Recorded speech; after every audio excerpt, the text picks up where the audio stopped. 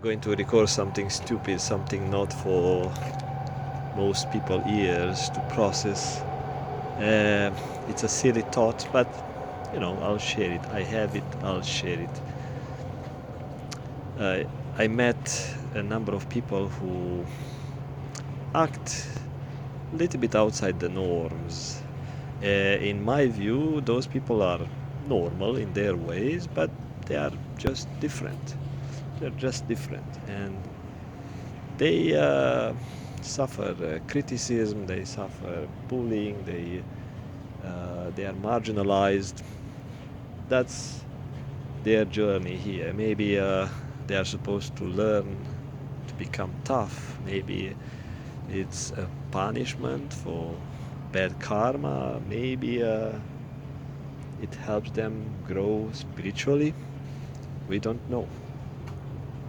And I'm not a psychologist to tell you what's the fix for those people, or in case you are one of those who feel different.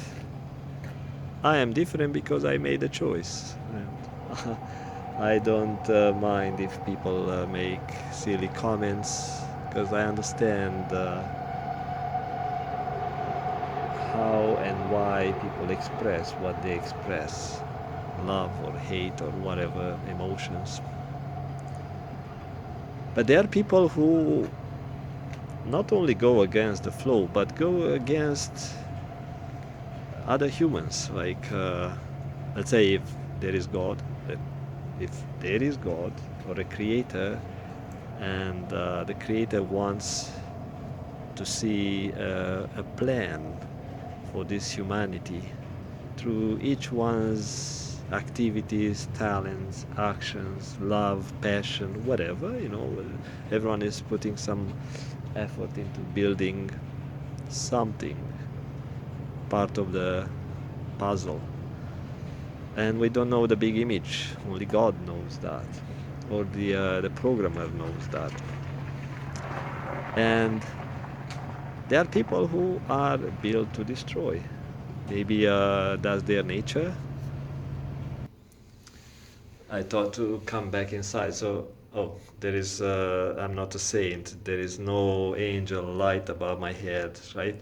It's just a light on the hallway. Let me move somehow differently so you don't see the halo on my head.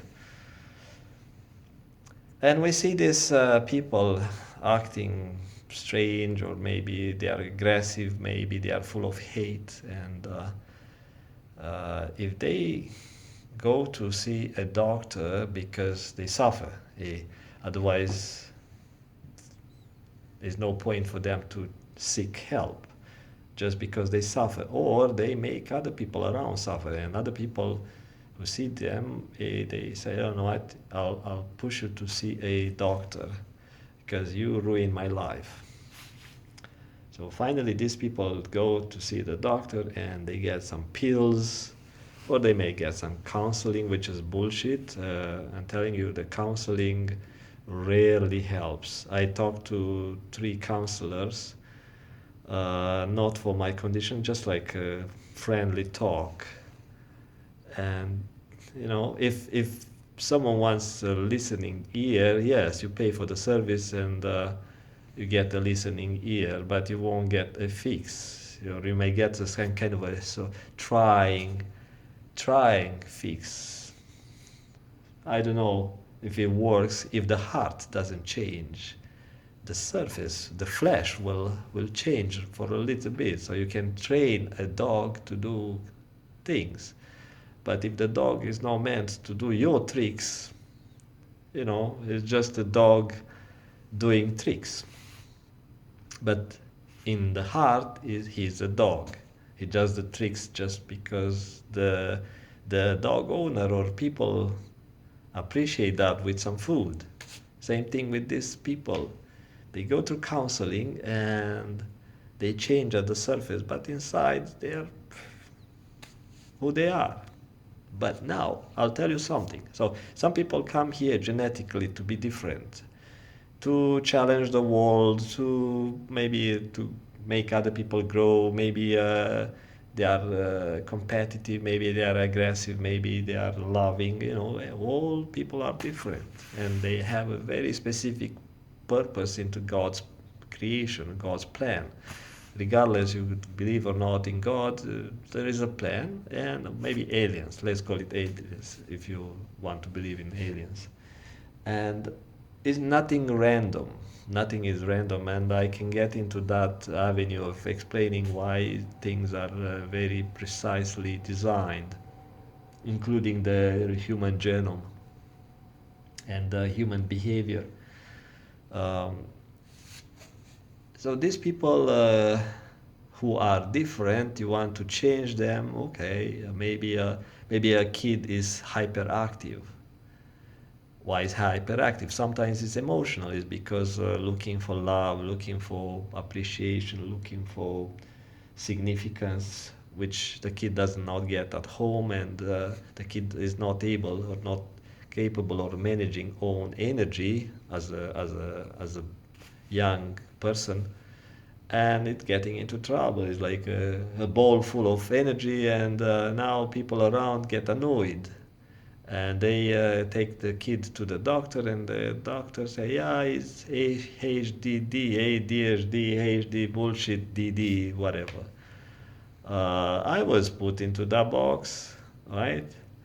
And I know some other people who got put into that box. I never got pills for that, but I know people who got pills. And I met a guy last week who said, last week or a weekend, 2 weeks ago, yes, he said, yeah, he is an adult, and he's on a Ritalin, right? And I said, do you feel like you're a zombie? And anyway, so these people are treated kind of, or modified on the surface, but inside is different person. They just act like the way the society or the family wants, but that's like forcing a dog to become something else just because you pay him food. Same thing with these people. If they were totally independent creatures, let's say if they didn't have to rely on families and workplace and other people around in order to survive, they say, other fuck off. I am who I am. I don't give a shit. Like Mr. Trump. Mr. Trump, you see, he is who he is, and he talks his mind. He doesn't give a shit. But most people depend and rely on other people, so they have to kind of make friends and be social and create bonds and connection, and they don't want to piss off other people, so they pretend, or if they cannot pretend for too long, they take these pills to become someone else, someone who's more pleasant. So those are people, like I said, who are genetically born to be different, and sometimes they end up into families that are not matching the vibe of this kid. Other times are just, they end up into an environment, maybe workplace, where everyone is like that. Everyone is different with that vibe, and that's a perfect tune. When you have a bunch of people matching their vibes, that's good because they increase the productivity, they understand each other, they have less friction, and everyone goes home happier. It's like, okay, I feel I'm in my element. Same thing with homeless people on the streets, they cluster it with other people because they understand their feelings, and it's not like, they suffer of some mental illness, lots of them, but at least they understand, the condition of the other. But now let's talk about people who are antisocial and they do harm, and they kind of know, it's like, I'm a bit fucked up, but I can't help. It's like something is messing up with their thoughts, their mind. And the religious people will say, what, yeah, you need to pray to God or to Jesus for forgiving your sins. But these people keep doing sin, keep doing stuff, like doing drugs, drinking, punching other people, beating your own family and stuff. And after a while, it get better. It's like, wow, it's like I'm really sorry. I don't know what was in my mind.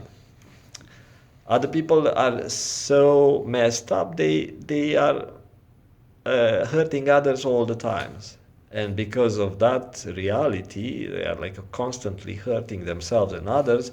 They don't have moments of peace. They don't have moments of peace to see the difference, to see the contrast between themselves and day or a week earlier and themselves when they hurt or they don't hurt. So they don't have the opposite of self to see and compare. Like people being drunk all the time, seeking love all the time, hating themselves, inflicting pain to themselves and others. A lot of people with so-called mental disabilities, but not everyone has a mental disability. We just put those people in the box because that's the doctors are saying. The doctors don't know much about love and spiritual feelings, spiritual connection of people. Lots of doctors are atheists. They believe that what we feel and sense through the five senses and what we can measure, that's the only thing that exists. And they have this concept of God somewhere in the back of their minds, like, yeah, there is God, must be a God who loves me. But they don't connect the dots. Their science, their medical science to God. So they may think, okay, God created us, okay, but how is happening? But I still believe in Darwin theory. Yeah, there is God, but yeah, Darwin was right as well, right? Because that's the way I learned in school. So lots of doctors learned and memorized stuff. They are not really into medical science. It's like, okay, I want to become a doctor to save people, or because it makes money, but only few got deeper into the medical science and connection to God and how God created the genetics and grow from the thought of God through the genetics energy of the molecules and atoms of the proteins in the human genome, and that specific code that uh, tells us who we are, how we look like, how we feel, and what emotions we've got and stuff. So doctors are not connecting these dots. Only few are very spiritual, and they kind of zoom in and out from their knowledge as a medical scientist to a greater image of a human being created by a God, and human being that has a specific purpose. And if people could understand this idea, they would have more understanding for the human condition, for the human needs. Anyway, so talking about these people who have destructive behavior, if we think of a human, let's see, I spoke by myself here 13 minutes. Um, as a human, we think of let's say a creator, no, a creature. Like we are a human, we are a creature, but we came here based on the code. It was in our world, it's a DNA, but in the energy world, in the God's world, where everything came from a thought of God, like his thinking, his creative mind and processing power. We came as a thought in a form of energy that is programmed to become a DNA, and the rest is explained by the science, how the DNA was passed on from a generation to another, the evolution of the DNA, and adaptation and epigenetics, and all those things are explained by the science. But now, if I let you connect the dots, I saw these people who are very antisocial and destructive, and they have this destructive thinking. And if you look at their DNA, the doctors may say, yeah, there is a bad gene. Yeah, some people are visibly messed up. It's a bad gene, and it might give you might give those person a syndrome, which could be visible or could be a, a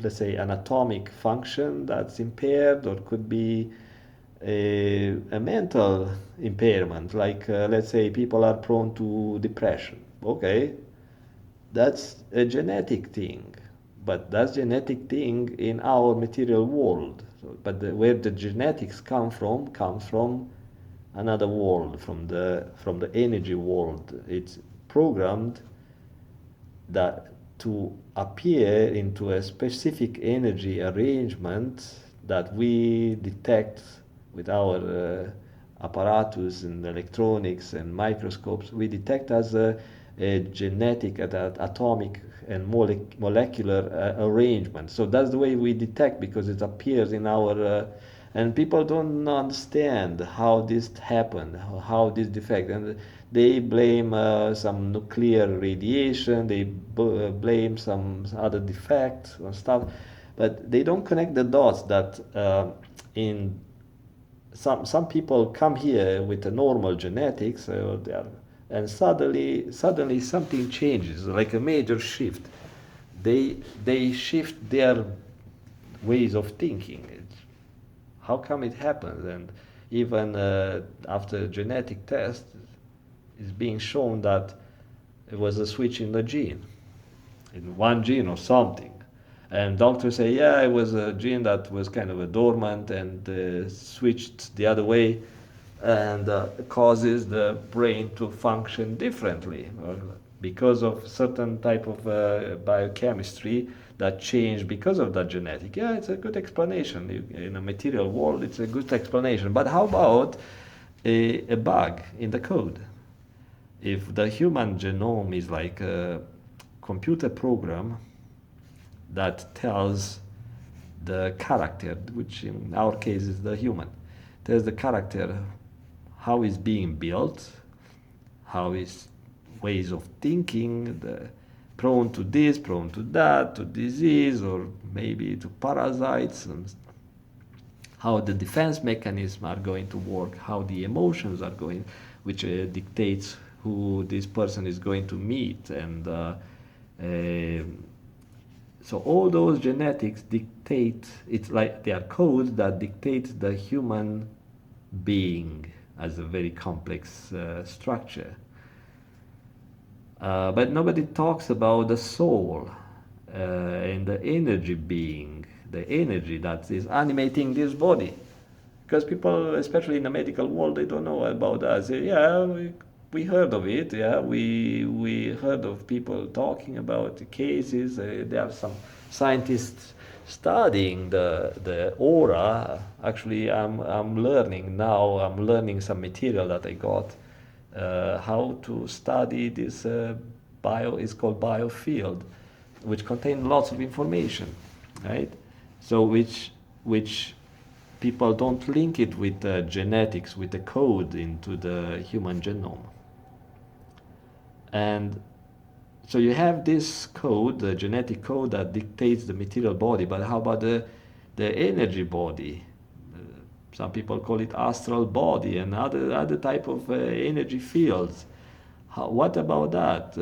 What information they contain? Is the information about our material world, or is it information about the spirit world? Where this thing comes into the scheme of the human being? And maybe you heard of people living in a coma and being in a vegetative state, like a veggie, it's like no brain function. It's just like a zombie laying down onto a hospital bed hooked up to the machines, right? So that's a body without a soul. The soul is gone for a walk. Is gone, exploring the other dimensions and world, or maybe cities and stuff. And there are many cases like that. People came back from 10 years of coma and they start sharing what they saw. And they never been there. And how come? So that's an explanation that you can find if you do some searching. People give you different explanations, but you don't have to believe everything. I'm just connecting the dots.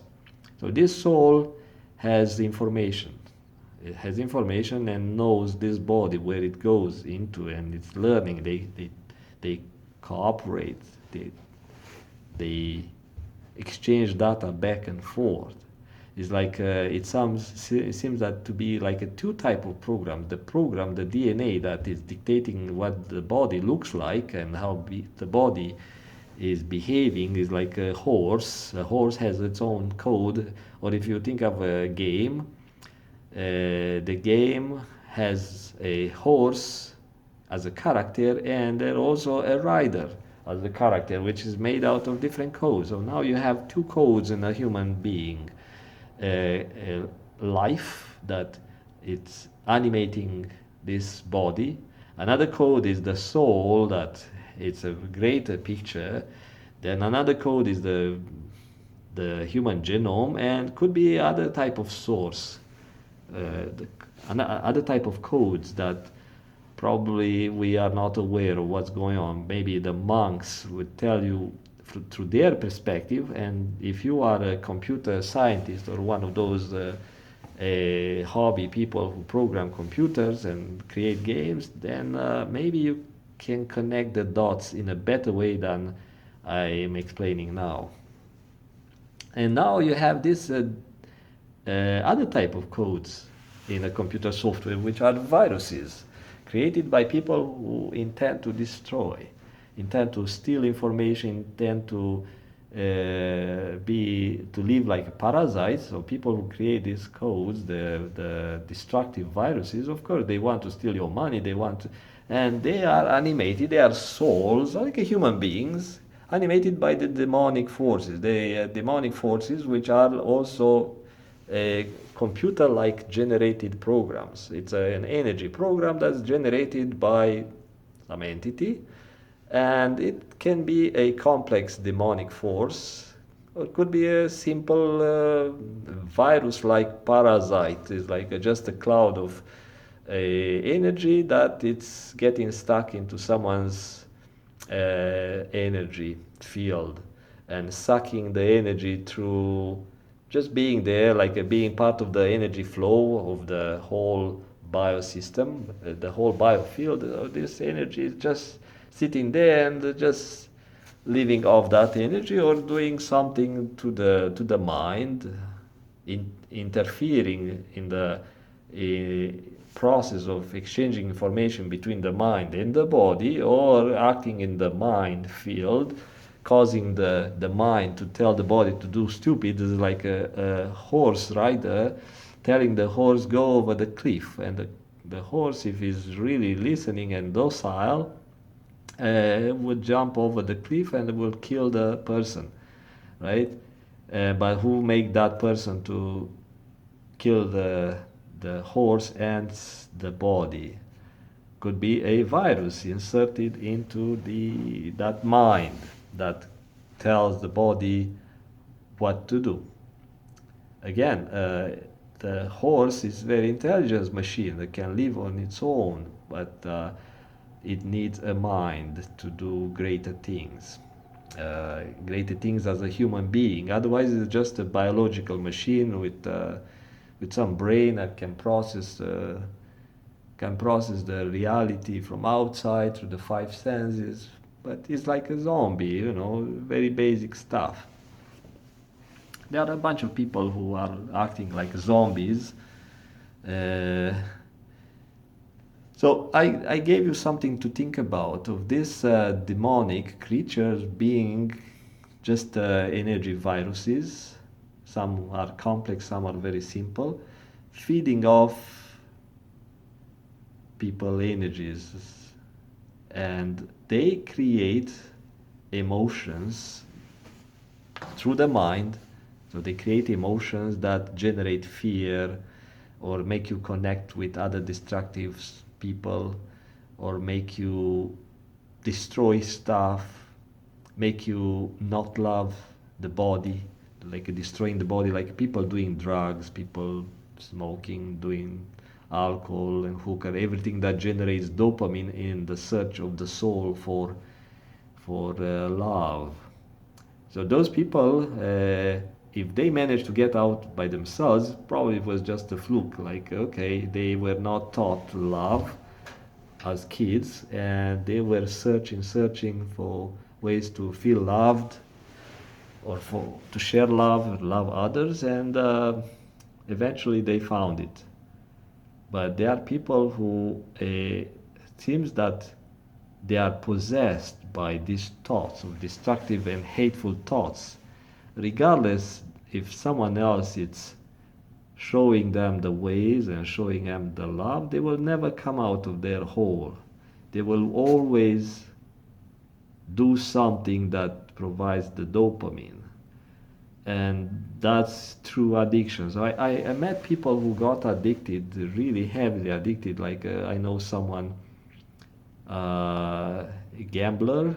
The poor guy took the salaries of a bunch of people and went gambling those money.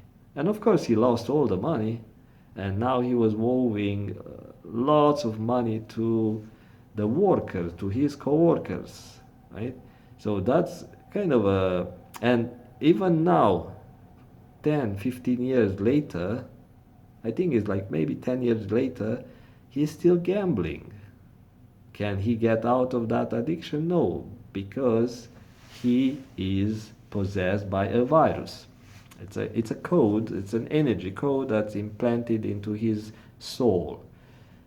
One of his kids also it's gambler. The wife passed away from a nasty disease. Now, I don't want to sound that I'm trash talking about someone. I feel compassionate for these people, but they don't know what's going on. They have no idea that they were virused, or they were infected by a demonic code. I call it code for easier understanding for people in this day and age. The old days, people were calling those demons, and they found ways to get rid of it through prayer and meditation and all sort of religious procedures that were created by our ancestors by discovering. Maybe God talked to them, telling the certain wise people how to get rid of this, and they found these tricks. Okay, then they passed it on, or maybe they put it in a Bible. I have no idea, but there are lots of spiritual people who have the ways to teach others how to deal with these viruses or these demonic entities, invisible entities that are not only causing destruction but also feeding off people energies. Like people feel tired all the time. People feel sick all the time, and they get sick all the times. And the thing is, they don't only get sick like regular colds or flu or something. They get sick of nasty diseases. Lots of them get themselves sick, or a close relative. And I know a few people, their family members got sick, and nobody knows why. The doctors just focus on the patient. They don't focus on the environment and the energy, because they don't have a way to prove that there are energies in the room, like bad entities. And I'm calling this ones like spiritual viruses, which can be implanted through a curse, which is also a program in an energy field. It could be a curse, could be, and curse will impact that soul over generations. Impacts the programming, or it could be coming from past karma. A person who has like some sort of fear or some sort of emotions it's now opening the channels to these demonic viruses or codes. It's like in a computer world, you open certain ports, and if you open certain ports, you allow hackers to come in. But guess why not all the computers in the world that have open ports are being hacked or attacked? You know, there are computers in the world that they have open ports, they have no passwords, and the hackers don't care about it. How come? Is nothing there. Is nothing there. Okay. So one thing is that if you have open ports, right? But it's nothing you need to hide. Like your heart is clean. You don't have like stuff in the material world that you need to protect and hide. Then these viruses have no reason to get through your ports, to your open ports. But if you're a bank, if you're a company, a corporation that you want to hide some secrets, doesn't matter your secrets, your client's secrets or something like that, lots of stuff the hackers want to know. And if you don't close the ports, the access, then the hackers will come and steal for free. Right? So an open and pure soul, like a soul that has purity, has nothing to hide, is open to God, and God will protect in their mind. God will protect me because I have love for God, and God cares for me, and they will keep the demons away.